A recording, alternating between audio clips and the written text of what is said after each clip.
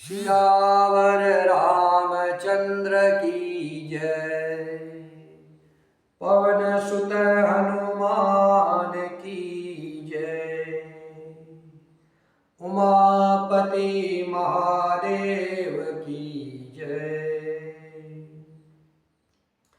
पति को एकांत में पाकर के मैना ने कहा, हे नाथ, मैंने नारद मुनि के वचनों का अर्थ नहीं समझा।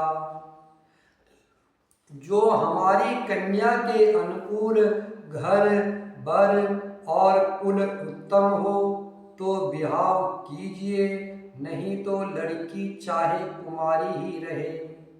मैं अयोग्य वर के साथ उसका विवाह नहीं करना चाहती, क्योंकि हे स्वामी, पार्वती मुझको प्राणों के समान प्यारी है। यदि पार्वती के योग्य वर न मिला तो सब लोग कहेंगे कि पर्वत संभाव से ही जड़ मूर्ख होते हैं। हे स्वामी, इस बात को विचार कर ही विवाह कीजिएगा, जिसमें फिर पीछे हृदय में संताप न हो। इस प्रकार कहकर मैना पति के चरणों में मस्तक रख करके गिर पड़ी।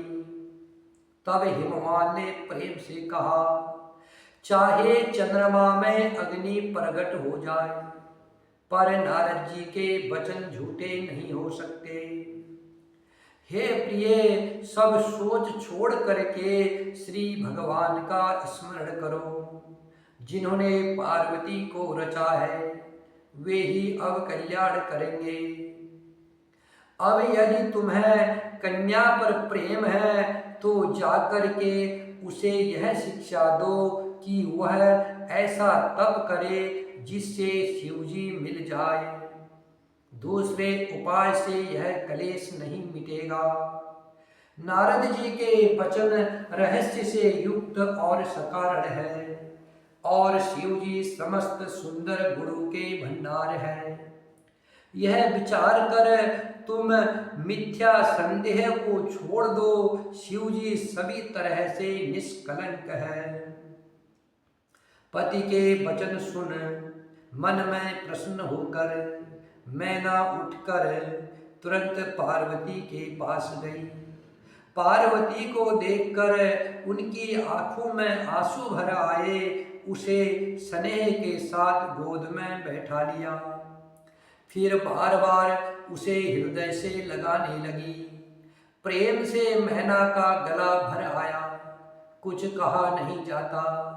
जगत जननी भवानी जी तो सर्वज्ञ है। माता के मन की दशा को जानकर वे माता को सुख देने वाली कोमल वाणी से बोली, हे माँ, सुन, मैं तुझे सुनाती हूँ। मैंने ऐसा स्वप्न देखा है कि मुझे एक सुंदर गौरवर्ण श्रेष्ठ ब्राह्मण ने ऐसा उपदेश दिया है। हे पार्वती, नारद जी ने जो कहा है उसे सत्य समझकर तू जाकर के तप कर। फिर यह बात तेरे माता पिता को भी अच्छी लगी है। तप सुख देने वाला और दुख दोषों का नाश करने वाला है।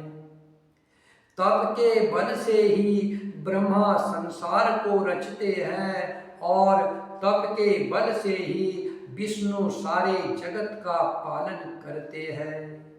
तप के बल से ही शंभु रुद्र रूप से जगत का संहार करते हैं, और तप के बल से ही शेष जी पृथ्वी का भार धारण करते हैं। हे भवानी, सारी सृष्टि तप के ही आधार पर है। ऐसा मन में जानकर तू जाकर तप कर। यह बात सुनकर माता को बड़ा अचरज हुआ, और उसने हिमवान को बुलाकर वह स्वप्न सुनाया। माता पिता को बहुत तरह से समझा कर बड़े हर्ष के साथ पार्वती जी तप करने के लिए चली। प्यारे कुटुंबी, पिता और माता सब व्याकुल हो गए। किसी के मुंह से बात नहीं निकलती। तब वेद शिरा मुनि ने आकर सबको समझा कर कहा, पार्वती जी की महिमा सुनकर सबका समाधान हो गया। प्राणपति शिव जी के चरणों को हृदय में धारण करके पार्वती जी वन में जाकर तप करने लगी।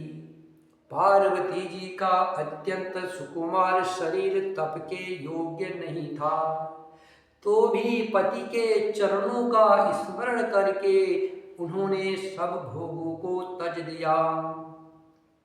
स्वामी के चरणों में नित्य नया अनुराग उत्पन्न होने लगा और तप में ऐसा मन लगा कि शरीर की सारी सुध बिसर गई। 1000 वर्ष तक उन्होंने मूल और फल खाए, फिर 100 वर्ष साग खाकर के बिताए। कुछ दिन जल और वायु का भोजन किया और फिर कुछ दिन कठोर उपवास किए। जो बेलपत्र सूख करके पृथ्वी पर गिरते थे, 3000 वर्ष तक उन्हीं को खाया। फिर सूखे पत्ते भी छोड़ दिए। तभी पार्वती का नाम अर्पणा हुआ। तब से उमा का शरीर क्षीण देखकर आकाश से गंभीर ब्रह्मवाणी हुई, हे पर्वतराज की कुमारी, तेरा मनोरथ सफल हुआ। तू अब सारे असहाय कलेशों को त्याग दे, कठिन तपस्या को त्याग दे। अब तुझे शिवजी मिलेंगे। हे भवानी, धीर मुनि और ज्ञानी बहुत हुए हैं, पर ऐसा कठोर तप किसी ने नहीं किया। अब तो इस श्रेष्ठ ब्रह्म की वाणी को सदा सत्य और निरंतर पवित्र जानकर अपने हृदय में धारण कर। जब तेरे पिता बुलाने को आएंगे, तब हट छोड़ करके घर चली जाना, और जब तुम्हें सप्तऋषि मिले तब इस वाणी को ठीक समझना। इस प्रकार आकाश से कही हुई ब्रह्म की वाणी को सुनते ही पार्वती जी प्रसन्न हो गई और हर्ष के मारे उनका शरीर पुलकित हो गया। याज्ञवल्क्य जी भरद्वाज जी से बोले, मैंने पार्वती का सुंदर चरित्र सुनाया, अब शिव जी का सुहावना चरित्र सुनो। जब से सती ने जाकर के शरीर त्याग किया, तब से शिव जी के मन में वैराग्य हो गया। वे सदा श्री रघुनाथ जी का नाम जपने लगे और जहाँ तहाँ श्री रामचंद्र जी के गुरु की कथाएं सुनने लगे।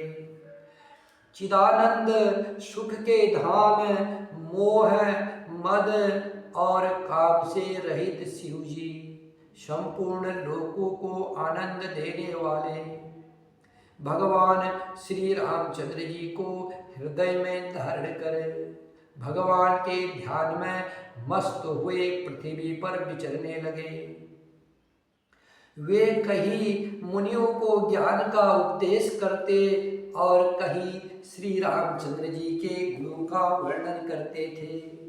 यद्यपि सुजान शिव जी निष्काम हैं, तो भी वे भगवान अपने भक्त सती के वियोग के दुख से दुखी है। इस प्रकार बहुत समय बीत गया। श्री रामचंद्र जी के चरणों में नित नई प्रीत हो रही है। शिव जी के कठोर अनन्य प्रेम और उनके हृदय में भक्ति की अटल टेक को जब श्री रामचंद्र जी ने देखा, तब उपकार मानने वाले कृपालु रूप और शील के भंडार महान तेज पुंज भगवान श्री रामचंद्र जी प्रकट हुए। उन्होंने बहुत तरह से शिव जी की सराहना की और कहा कि आपके बिना ऐसा कठिन व्रत कौन निभा सकता है। श्री रामचंद्र जी ने बहुत प्रकार से शिव जी को समझाया और पार्वती जी का जन्म सुनाया। कृपा निधान श्री रामचंद्र जी ने विस्तार पूर्वक पार्वती जी की अत्यंत पवित्र करनी का वर्णन किया। फिर उन्होंने शिव जी से कहा, हे शिव जी, यदि मुझ पर आपका स्नेह है तो अब आप मेरी विनती सुनिए। मुझे यह मांग दीजिए कि आप जाकर पार्वती के साथ विवाह कर लें। शिव जी ने कहा, यद्यपि ऐसा उचित नहीं है, परंतु स्वामी की बात भी मेटी नहीं जा सकती। हे नाथ, मेरा यही परम धर्म है कि मैं आपकी आज्ञा को सिर पर रख करके उसका पालन करूं। माता पिता गुरु और स्वामी की बात को बिना ही विचारे शुभ समझकर करना चाहिए। फिर आप तो सब प्रकार से मेरे परम हितकारी हैं। हे नाथ, आपकी आज्ञा मेरे सिर पर है। शिव जी की भक्ति, ज्ञान और धर्म से युक्त वचन रचना सुनकर प्रभु श्री रामचंद्र जी संतुष्ट हो गए। प्रभु श्री राम जी ने कहा, हे हर, आपकी प्रतिज्ञा पूरी हो गई। अब हमने जो कहा है उसे हृदय में रखना। इस प्रकार कहकर श्री रामचंद्र जी अंतर्धान हो गए। शिव जी ने उनकी वह मूर्ति अपने हृदय में रख ली। उसी समय सप्तऋषि शिव जी के पास आए। श्री राम जय राम जय जय राम, श्री राम जय जय राम, श्री राम जय जय राम, श्री राम जय जय राम, श्री राम जय जय राम, श्री राम जय जय राम, श्री राम जय जय राम, श्री राम जय जय राम। सियावर रामचंद्र की जय, पवन सुत हनुमान की जय, उमापति महादेव की जय।